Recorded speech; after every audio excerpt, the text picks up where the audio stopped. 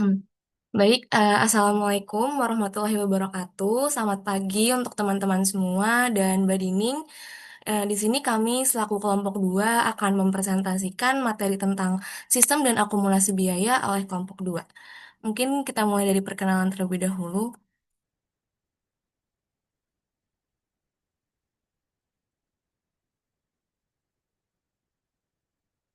Oke, baik, saya sendiri Deandra Kalista Wibowo dengan NPM 240644634. Saya Rifana Bila dengan NPM 24064449492. Saya Aurelia Bintang Maharani dengan NPM 24064457775. Saya Rahel Novan Kanami Nasution dengan NPM 24064438896. Saya Bimo Alif Hidayatullah dengan NPM 24064981106. Saya Rela Ardana dengan NPM 24064427786. Saya Elizabeth Katarina dengan NPM 24064989200.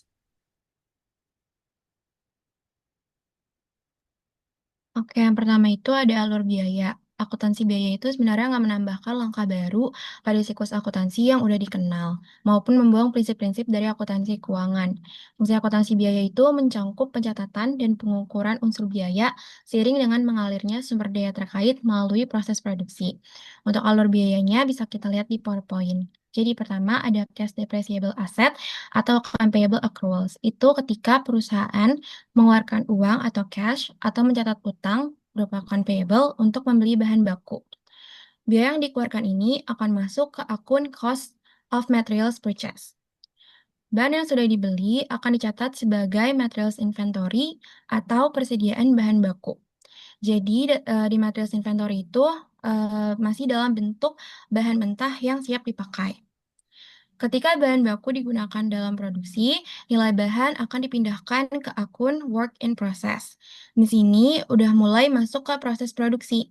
Selain bahan langsung, ada juga biaya lain yang masuk ke work in process, kayak direct material, direct labor, factory overhead, yang berisi indirect material, indirect labor, electricity, insurance, sama depreciation. Semua biaya itu nantinya akan dialokasikan ke work in process. Setelah proses produksi selesai, biaya dari work in process ini akan dipindahkan ke akun cost of goods completed. Artinya, barang sudah jadi atau finished goods. Produk yang udah selesai masuk ke persediaan barang jadi atau finished goods inventory. Nah, ketika barang dijual, biayanya itu akan dipindahkan dari finished goods inventory ke cost of goods sold atau COGS. Inilah biaya yang akan dilaporkan di laporan laba rugi. Oke, selanjutnya ada elemen biaya. Jadi yang pertama ada biaya produksi. Jadi biaya produksi itu adalah semua biaya yang berhubungan langsung dengan proses pembuatan barang atau jasa. Biaya ini itu akan dihitung untuk menentukan HPP. Yang pertama ada tiga elemen biaya produksi yaitu bahan baku langsung atau direct material. Jadi direct material ini adalah bahan utama yang jelas membentuk produk jadi dan biayanya itu dicatat secara jelas dalam perhitungan HPP. Contohnya kayu untuk membuat furniture, minyak mentah untuk menghasilkan bensin, atau atau tepung untuk menghasilkan roti. Namun, tidak semua bahan yang melekat pada produk dikategorikan sebagai bahan baku langsung. Jika jumlahnya sangat kecil atau biaya tidak signifikan, maka dicatat sebagai bahan baku tidak langsung. Nomor dua, tenaga kerja langsung atau direct labor, yaitu pekerja yang mengubah bahan baku langsung menjadi produk jadi atau finished goods. Biaya tenaga kerja langsung dapat dibebankan secara wajar ke produk tertentu. Contohnya tukang kayu yang mengerjakan meja dan penjahit yang membuat pakaian.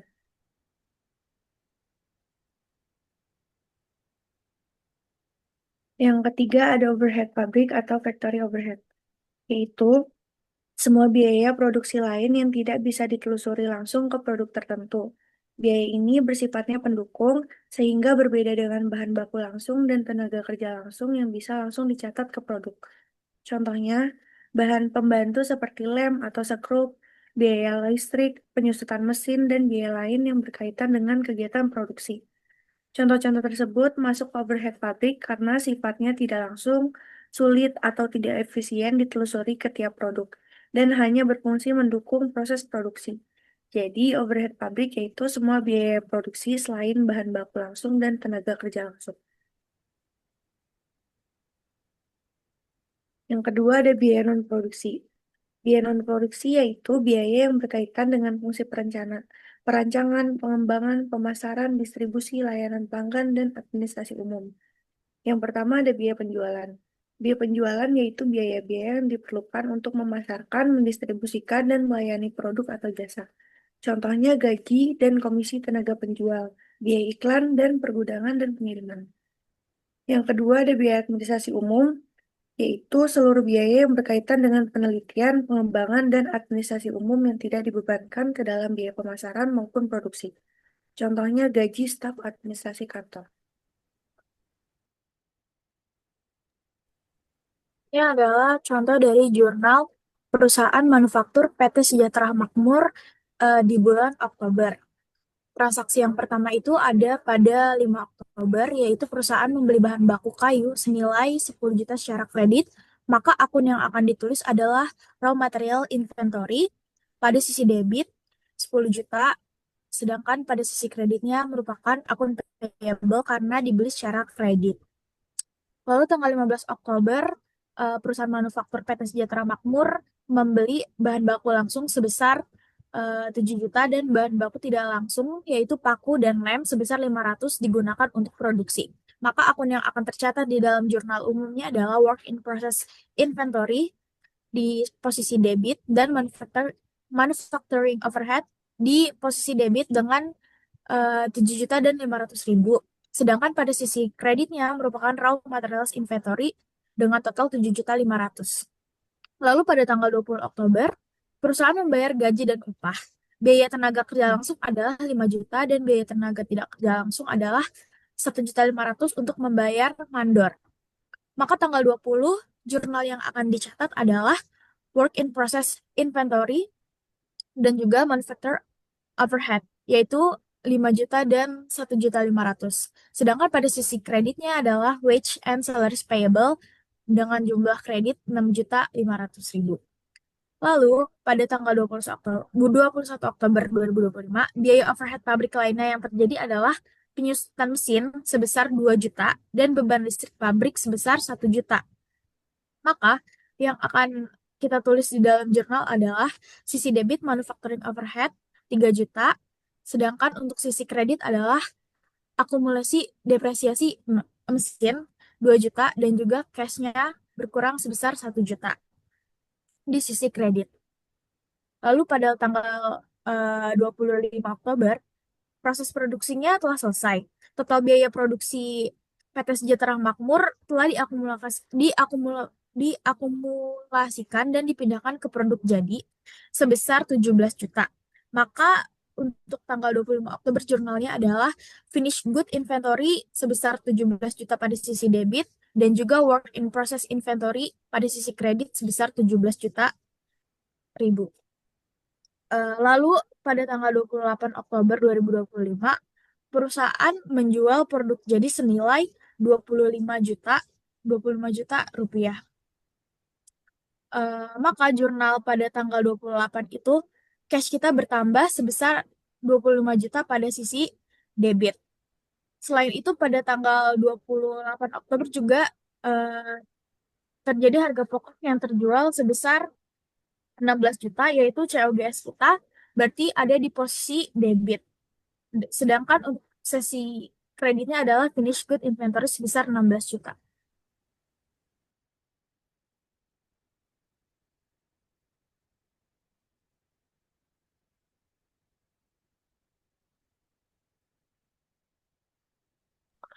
Berikutnya buku besar. Untuk akun yang pertama ada raw materials inventory. Pada tanggal 5 Oktober terjadi pembelian bahan baku sebesar 10 juta rupiah di debit. Lalu pada tanggal 15 Oktober transfer ke work in process sebesar 7.500.000 di kredit dengan saldo akhir sebesar 2.500.000 di posisi debit. Lalu akun kedua ada account payable. Pada tanggal 5 Oktober dengan keterangan pembelian bahan baku sebesar 10 juta rupiah di kredit. Jadi saldo akhir dari account payable itu sebesar 10 juta rupiah di kredit. Lalu akun ketiga ada work in process inventory. Pada tanggal 15 Oktober dengan keterangan transfer dari raw materials dengan sebesar 7 juta rupiah di posisi debit. Lalu pada tanggal 20 Oktober ada tambahan biaya produksi sebesar 5 juta rupiah di posisi debit. Lalu di tanggal 25 Oktober terjadi transfer ke finished goods sebesar 17 juta rupiah di posisi kredit. Jadi saldo akhir account work in process itu sebesar 5 juta rupiah di posisi kredit. Yang akun keempat ada manufacturing overhead atau MOH pada tanggal 15 Oktober dengan keterangan biaya overhead sebesar 500 ribu rupiah di posisi debit. Lalu pada tanggal 20 Oktober dengan keterangan biaya overhead sebesar 1.500.000 di posisi debit. Lalu yang terakhir pada tanggal 21 Oktober dengan keterangan biaya overhead sebesar 3 juta rupiah di debit. Dengan saldo akhir dari akun manufacturing overhead sebesar 5 juta rupiah di posisi debit. Lalu di akun kelima ada wage dan salaries payable pada tanggal 20 Oktober dengan keterangan beban gaji sebesar 6.500.000 rupiah di posisi kredit. Jadi saldo akhir dari wage and salaries payable sebesar 6.500.000 rupiah di posisi kredit. Lalu untuk akun yang keenam ada accumulated depreciation machinery pada tanggal 21 Oktober dengan keterangan depresiasi mesin sebesar 2 juta rupiah di posisi kredit. Jadi saldo akhir untuk accumulated depreciation machinery sebesar 2 juta rupiah di posisi kredit. Lalu di akun ketujuh ada cash. Pada tanggal 21 Oktober dengan keterangan pembayaran tunai sebesar 1 juta rupiah di posisi kredit.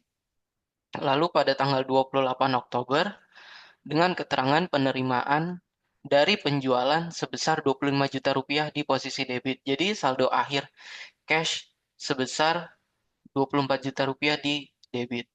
Lalu di akun yang ke-8 ini ada finish good inventory.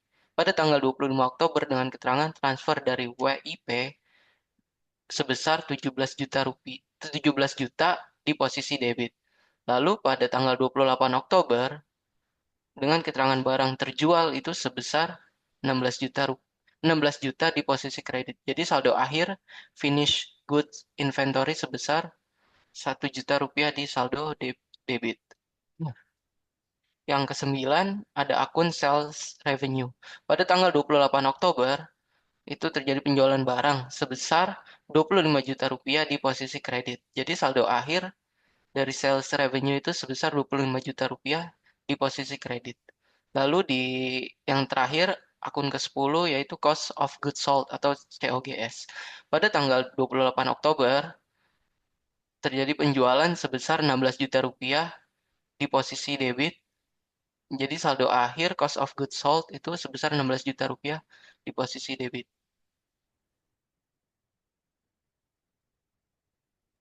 Untuk selanjutnya ada penyusunan harga pokok. Harga pokok adalah total biaya yang dikeluarkan untuk menghasilkan atau memperoleh barang sampai barang tersebut siap dijual. Jenis harga pokok terbagi menjadi dua, yaitu untuk perusahaan dagang dan perusahaan manufaktur. Kalau perusahaan dagang itu namanya harga pokok penjualan, yaitu biaya beli barang dagangan dari pemasok. Lalu kalau perusahaan manufaktur itu nama harga pokoknya itu harga pokok produksi, yaitu biaya membuat barang dari bahan mentah. Yang pertama, harga pokok penjualan dari perusahaan dagang, rumusnya itu persediaan awal ditambah pembelian bersih dikurang persediaan akhir.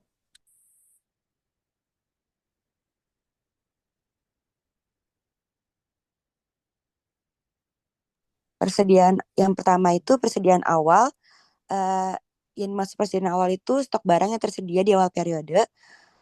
Dan pembelian bersih itu dijadiin rumus lagi, yaitu pembelian ditambah biaya angkut dikurang retro pembelian dikurang potongan pembelian.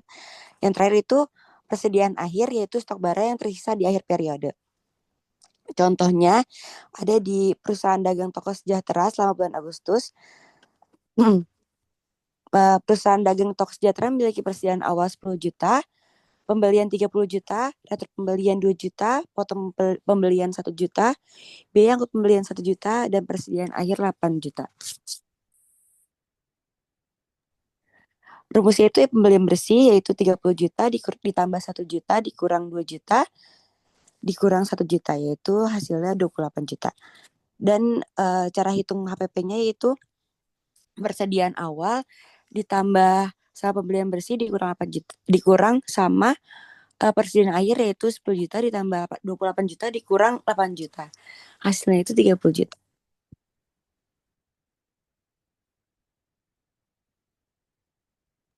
Selanjutnya, nomor 2 itu ada harga pokok penjualan dari perusahaan manufaktur. HPP-nya adalah biaya bahan baku langsung ditambah biaya tenaga kerja langsung ditambah biaya overhead pabrik ditambah persediaan awal barang dalam proses plus dikurang persediaan akhir barang dalam proses.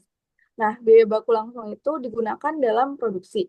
Bahan baku digunakan dikurang sama dengan persediaan awal ditambah pembelian dikurang sama persediaan akhir. Yang kedua ada biaya tenaga kerja langsung. Biaya tenaga kerja langsung itu dari gaji karyawan yang langsung membuat produk. Yang ketiga ada biaya overhead pabrik, yaitu biaya lain-lain produksi seperti listrik, sewa pabrik, penyusutan mesin. Terus yang keempat itu ada persediaan barang dalam proses atau BDP. Ini adalah barang yang belum selesai dibuat di awal dan di akhir periode. Nah, di samping ini ada perusahaan manufaktur CV Maju Jaya yang memproduksi meja. Maka data bulan Agustusnya ada persediaan awal bahan bakunya ada 5 juta, pembelian bahan bakunya 20 juta, persediaan akhir bahan bakunya ada 4 juta, biaya tenaga kerja langsung ada 4 juta, ada 10 juta, terus biaya overhead pabriknya ada 8 juta, dan persediaan awal BDP ada 3 juta, dan persediaan akhir BDP-nya ada 2 juta. Nah, hitung bahan baku langsungnya itu 5 juta ditambah 20 juta dikurang sama 4 juta sama dengan 21 juta. Nah, HPP-nya dari hitung bahan baku langsung tadi yaitu 21 juta ditambah sama 10 juta ditambah 8 juta ditambah 3 juta dari persediaan akhir BDP, persediaan awal BDP dikurang persediaan akhir BDP itu 2 juta diketemui sama dengan 40 juta. Oke, bagian terakhir dari pembuatan laporan dari biaya produksi adalah laporan keuangan. Nah, laporan keuangan ini merupakan salah satu progres akhir dari setiap step yang tadi udah dijelasin sama teman-teman semua. Di sini perusahaan manufaktur ini berbeda dengan perusahaan dagang dan juga perusahaan jasa, karena di sini kita harus menghitung harga pokok produksi atau COGM. Nah, yang pertama kita mulai dari penghitungan penjualan bersih, itu tuh didapat dari penjualan bruto dikurangin dengan retur dan potongan penjualan. Ini didapat penjualan bersihnya 4.800 juta. Lalu yang selanjutnya ada harga pokok penjualan. Nah, harga pokok penjualan ini didapat dari persediaan barang jadi awal. Persediaan barang jadi awal itu sebesar 300 juta. Lalu untuk harga pokok produksi atau COGM itu didapat dari yang pertama ada persediaan bahan baku awal, pembelian bahan baku, dan persediaan bahan baku akhir. Dan untuk menghitung bahan baku dipakai itu caranya didapat dari persediaan bahan baku awal ditambah pembelian bahan baku dikurang persediaan bahan baku akhir. Lalu untuk biaya pokok produksi selanjutnya ada tenaga kerja langsung. Overhead pabrik itu tenaga kerja langsung sebesar 900 juta dan biaya overhead pabrik itu 750 juta. Sehingga total biaya produksi didapatkan 2.900 juta. Itu didapat dari bahan baku dipakai yang 1.250 juta ditambah tenaga kerja langsung 900 juta dan overhead pabrik 750 juta. Lalu di sini ada persediaan barang dalam proses awal itu 200 juta dan persediaan barang dalam proses akhir itu 250 juta. Didapat harga pokok produksinya 2.850 juta. Itu didapat dari total biaya produksi ditambah barang dalam proses awal dikurang barang dalam proses akhir. Nah, sehingga barang tersedia untuk dijualnya itu 3.150.000.000. Nah, barang tersedia untuk dijual itu rumusnya dari HPP ditambah persediaan barang jadi awal. Lalu yang selanjutnya, setelah kita dapat nih barang tersedia untuk dijual, kita kurangin sama persediaan barang jadi akhir, itu asumsinya 350 juta. Sehingga kita dapat harga pokok penjualannya itu 2.800.000.000. Nah, untuk laba kotor sendiri itu dihitung dari penjualan bersih dikurang harga pokok penjualan. Itu kita dapat 2 miliar. Lalu untuk beban-beban di sini ada beban operasi. Yang pertama ada beban penjualan, itu kita dapat 400 juta dan beban administrasi itu 300 juta. Lalu untuk total beban operasi di sini dapat 700 juta. Lalu untuk menghitung laba operasi itu dihitung dari laba kotor yang penjualan bersih dikurang HPP dikurang sama beban operasi yang 700 juta. Nah, itu kita dapat 1.300.000.000. Lalu setelah kita menghitung beban operasi, laba operasi, kita juga harus menghitung pendapatan dan beban lain-lain. Nah, pendapatan ini kita dapat dari pendapatan bunga, itu diasumsikan 50 juta, dan dikurangin sama beban bunga itu 30 juta. Sehingga kita dapat pendapatan lain bersih itu di angka 20 juta. Lalu setelah laba kotor dan laba operasi sudah dihitung, kita juga menghitung laba sebelum pajak. Nah, laba sebelum pajak itu didapat dari laba operasi ditambah pendapatan lain dan beban lain-lain. Itu kita dapat 1.320.000.000. Nah, di sini kita juga pakai tarif pajak progresif, pajak penghasilan itu karena dia di angka 1.320.000.000, maka PPh yang dikenakan adalah di angka 30%. Jadi 30% dari 1.320.000.000. Itu kita dapat 396 juta. Nah, sehingga laba bersih sebelum pajaknya tinggal laba sebelum pajak dikurangin dengan pajak penghasilan, yaitu kita dapat laba bersih sebelum pajak yaitu 924 juta.